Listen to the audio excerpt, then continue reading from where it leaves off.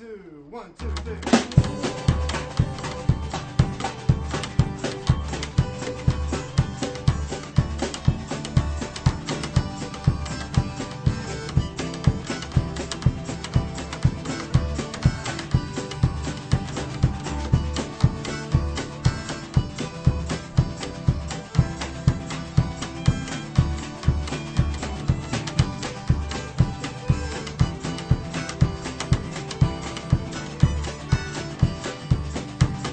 Hello and welcome to Ithaca DSA Presents.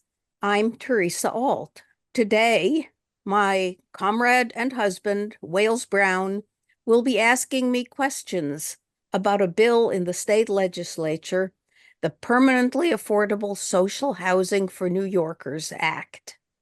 Well, I think I should first ask you what social housing means. It's not a phrase that anyone uses very much. No, but it's been used, I think, at the DSA National Convention, for instance, and it basically means housing that is publicly owned or cooperatively owned and governed, you might say, by the tenants of the building or perhaps the neighborhood. I said, might it be in a discussion, might it be owned by a not-for-profit? And the answer came back emphatically no, because they can be just as dictatorial as private owners. Okay, so you're saying it doesn't cover private owners and it doesn't cover apartments owned by organizations, but it could be apartments owned by a government body or apartments owned by the people living in them themselves. Right. Okay, so is there a problem that we need this act for it? It's called Permanently Affordable Social Housing for New Yorkers. So why do we need it? Okay, well, we are aware of many homeless people here in Ithaca. Clearly, there is not enough housing. Also, we are aware of an estimated 15,000 who live outside Tompkins County and commute in to work. And there are many more who live in rural parts of Tompkins County but commute to the city of Ithaca. That's lots of exhaust fumes because there isn't much public transportation. This is not only a problem in Ithaca, it's also in New York City. Worse in New York City, probably. Other places may have more housing, but it is often in bad condition. Okay, so this bill would build more houses or encourage somebody to build more houses. Is this a new thing, or have there been bills like this in the past? In the past, American attempts to produce affordable housing since the 1980s have been based on the belief that government can't do anything well. This ideology says that only the private sector can be effective. So instead of building needed public housing, privately financed housing is encouraged with tax credits to the private developers. I know this is a real point of view. But I'd say we, meaning members of the public, have some influence on what the government does because we elect it. We don't have much of any influence on what private companies do. So I can see why we might want government to be in charge of creating housing. But do you have some experience from other countries with this? What do other countries do? For sure. Numerous other countries use tax money collected according to ability to pay, not like our property taxes, and they use this money to build housing. The city of Vienna in Austria is famous for its pioneering and beautiful public housing, equipped with play areas, nursery schools, swimming pools, and even statuary. Building codes ensure high standards. Buildings built 100 years ago are still happily lived in. Ithaca DSA has made a couple of video interviews about Red Vienna, as it's called, and they are online at ithacadsa.org. I remember your interviews, and I remember going to visit Vienna and seeing the housing that they have. There's one very, very large publicly owned housing project, and people are happy to live in it. It's not, and I remember hearing one Viennese government official say that you cannot tell from somebody's zip code whether they're rich or poor in Vienna. You certainly can in New York City. And you could in Ithaca too, except we have all the same zip code for Ithaca.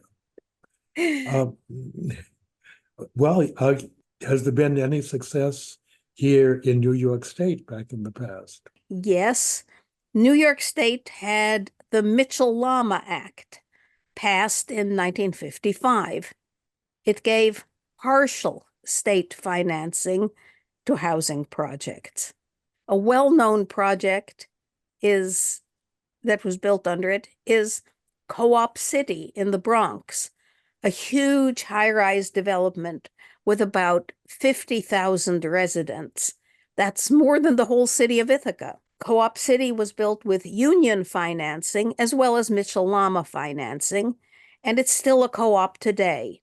But alas, numerous other Mitchell-Lama buildings have been privatized, and the state has not been funding Mitchell-Lama in recent years. You mentioned unions. Are unions interested in helping with housing? This seems to have been a more active thing in the past than recently, but we also know that unions have gone through a kind of low period and are on the rise again. So perhaps union financed housing will also be on the rise. Okay, That's you said, speculation yeah, at this moment. yeah, we cannot Organize speak first, then figure out what you want to do. Okay, now thinking about the Mitchell-Lama Act that was passed in New York State in 1955, has it been replaced? Is there any Mitchell-Lama point two around now or not? Well, it may be replaced. There is now a new bill in both houses of the state legislature.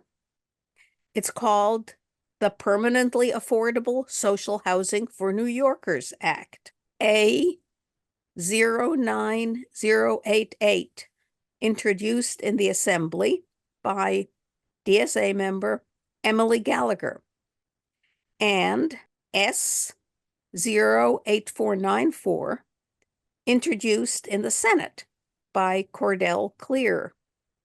I quote from the introduction: "Private landlords have also seized upon the opportunity to rapaciously extract rents and profit at the expense of New Yorkers who have witnessed extraordinary increases in the cost of living in recent years, the largest component of which is the cost of housing, which has increased at annual rates far in excess of gains to wages or income for working class New Yorkers." And reading further, whereas prior forms of social housing sponsored by the legislature, including the creation of limited equity co-ops and the Mitchell-Lama program, have been successful in creating and preserving high-quality, affordable housing for New York residents. And, that's what it's about. Then comes the rest of the bill, all the details. Well, take a second and tell me what limited equity cooperatives are, because again, that's not a term everyone knows. It has to do with a provision that when you join the cooperative, you buy your share in the cooperative, And when you leave, if you leave, you can sell it, but not at a big profit. Probably at something like, according to cost of living increases. Oh, so equity means your part in the ownership and Yes, yes. because that's the word that also means treating people Yeah, equally. yeah, But yeah. okay. And yeah, and this is in contrast to you might say the theory or the fantasy Mhm. that people should buy a house and sell it at a big profit and, get rich that way. Okay, uh, so home ownership is not all it's cracked up to be. Not necessarily. Yeah. Um, Okay, tell me more about the new proposed law. It's called the Permanently Affordable Social Housing Act. Is that right? Social Housing for New Yorkers Act, yes. Okay. Well, I'll quote again. It shall be the policy of the state to encourage the construction and maintenance of permanently affordable, democratically controlled, high-quality housing statewide through the creation of a new state authority charged with such responsibility. The policy of the state in creating such an authority and program shall be to combine all available resources of funding whenever possible and direct subsidies towards both construction and acquisition, in which the authority, through its stewardship, may hold such subsidy permanently in trust. The policy of the state shall further be to create such authority with a vision for governance that empowers its residents to participate in decision-making, creates a sense of shared responsibility and public stewardship, and generates a positive feedback cycle for the authority in the implementation and modification of policies. Besides the promotion of new construction, the policy of the state shall further be to promote the preservation of existing affordable housing through the conversion of private housing to social housing models under the stewardship of the authority, through acquisitions made by the authority in partnership with tenants, wherever tenants of a building shall seek to purchase their building at a fair market value from its owner. Okay, so that word authority means a new part of the government of New York State, right? New York State has Yes, uh, and different it, bodies that are mhm, called mhm, authorities, like the Port of New York Authority. exactly, yes. There are all sorts of authorities for public, public transportation and roads and whatnot. Well, and also in the act, to provide high-quality housing at affordable rates to New Yorkers at extremely low, very low, and low-income levels who otherwise are unable to find high-quality or affordable housing in the private market, as well as innovation in housing design and construction. Shades of Vienna. Okay, so that means the authority can do various different things. It can build new houses or new apartment complexes, or it can help tenants take over an existing building from the Yes, landlord, yes. even if the landlord doesn't want to give I it up. Oh, honestly, I haven't looked into that. hmm. I don't think so. I think this is usually at a point where the landlord wants to sell. Um, Okay, that certainly does yeah. happen sometimes in New York City. Landlords want to get rid of buildings. Well, here too. Hmm. Uh, so the bill is 40 pages long. Obviously, I'm not going to read a large part of it, but I will Yeah. summarize the more Hmm. detailed provisions. There are provisions for how to evaluate potential contractors, The powers of the authority are extensively defined. There are provisions for passing apartments on to family members. There are 3 pages of details about how purchases and sales are to be conducted and how prices are determined. The relationship of newly built or newly acquired properties to rent guidelines boards founded under ETPA is described. For instance, rent increases may not exceed those set by a rent guidelines board. But in communities where there is no rent guidelines board, the new authority will set similar rules. Okay, so that seems to mean that a city or a town can have a board that sets guidelines for the Right. rents. Well, meant originally for the private apartments, but applying now also to public ones. For permanently affordable units, the initial rent is set at 25% of income. For new buildings and repairs, there are pages of specs about when prevailing wage rules do and don't apply, about requirements for using New York-made materials and US-made materials. Anything in it about using union labor versus non-union labor? I don't think that that's in the purchasing.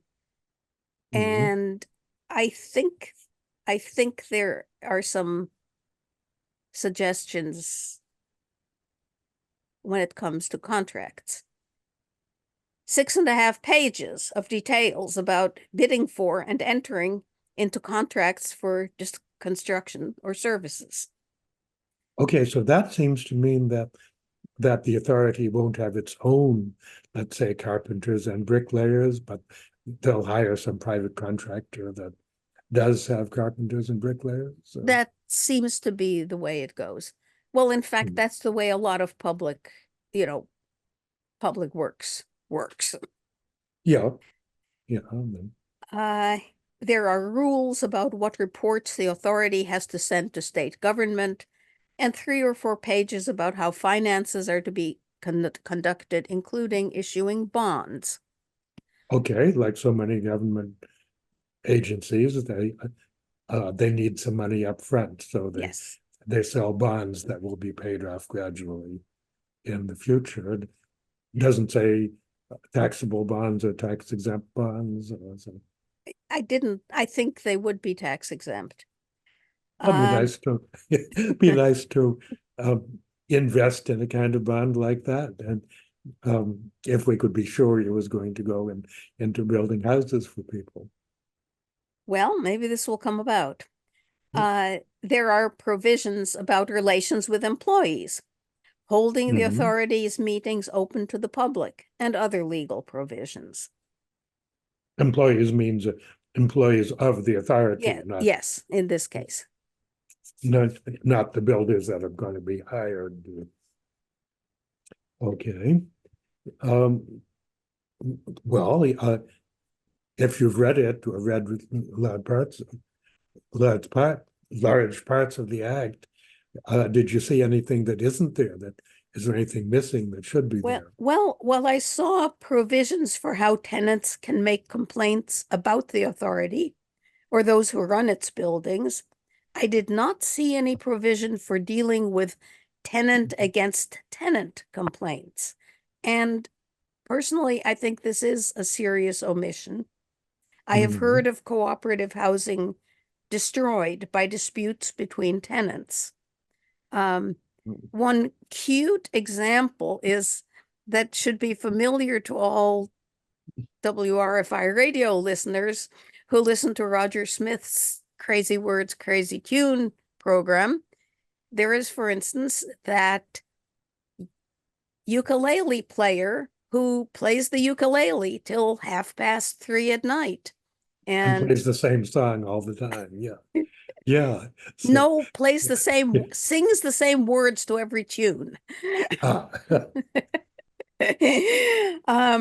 anyway, regardless, the neighbor wants to kill the guy. So I think we need a bit of dispute resolution there. Oh, okay, yeah, certainly some neighbors are more tolerant of disturbances and some get upset more easily and a lot depends on how thick the walls are and what the insulation is like. Exactly. How thick the walls are.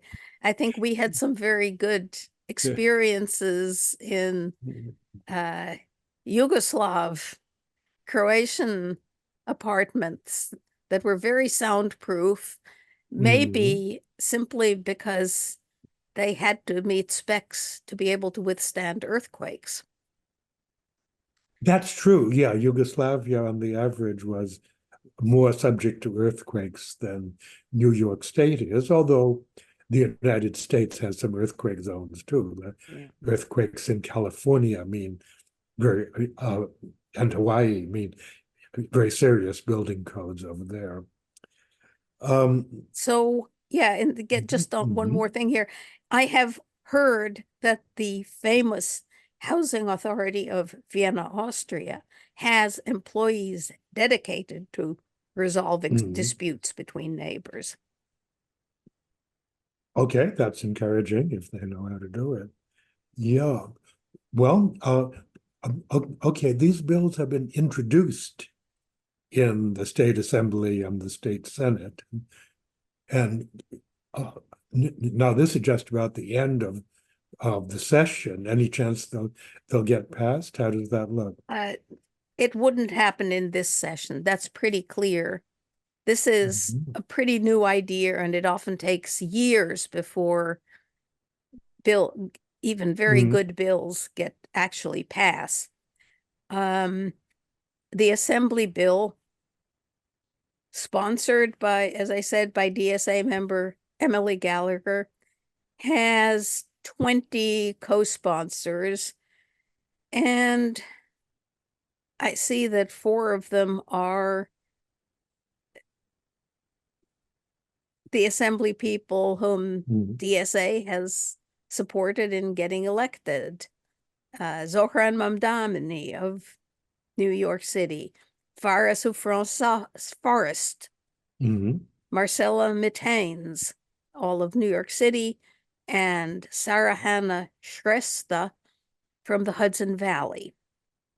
Oh, yeah, I remember when she visited here. Yes, she has visited here. And I recognized a few other names in this list of 20.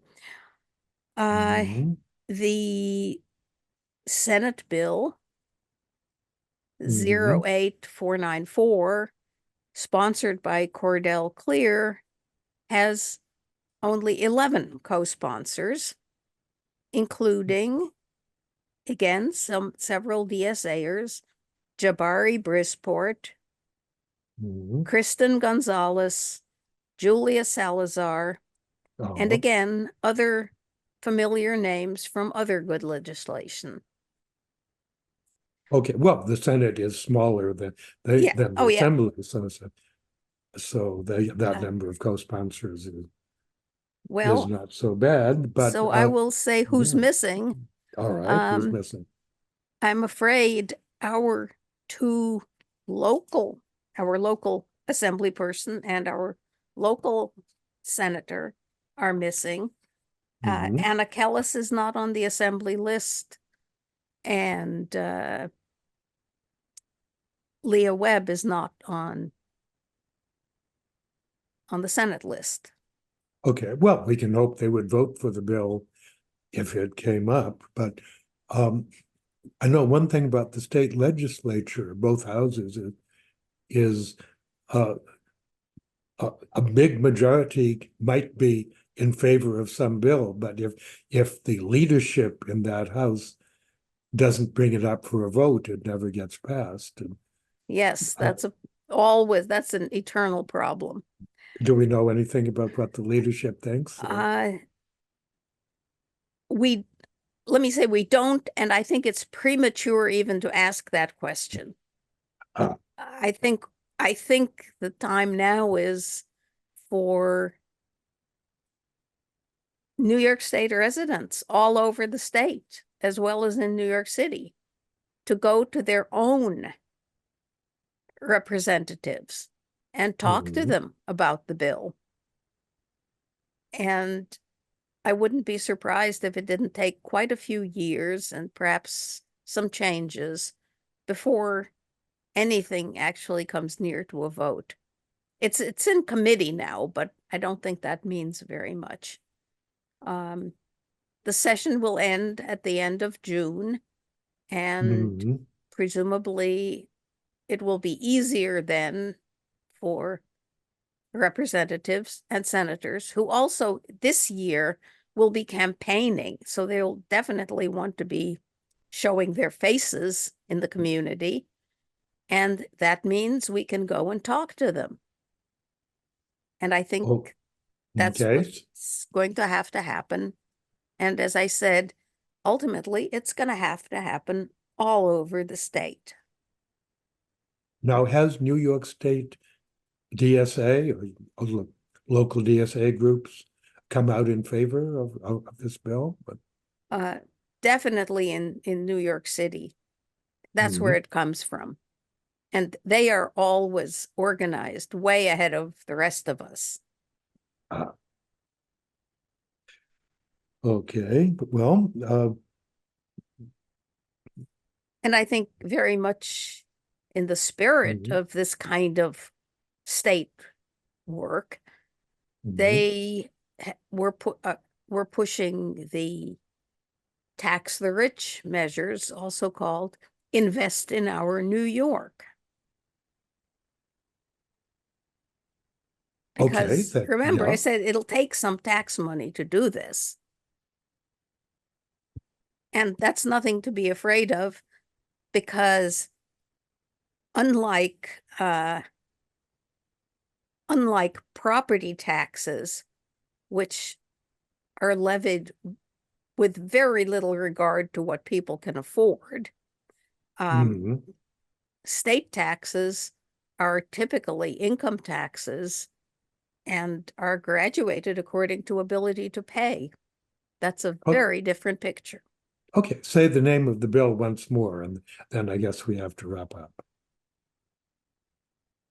It is the Permanently Affordable Social Housing for New Yorkers Act. Well, thank you, and let's hope for the best in getting it passed. Yes. This has been Ithaca DSA Presents. I'm Theresa Alt. I have been telling Wayles Browne about the Permanently Affordable Social Housing for New Yorkers Act. Thanks for watching. 1, 2, 1, 2, 3.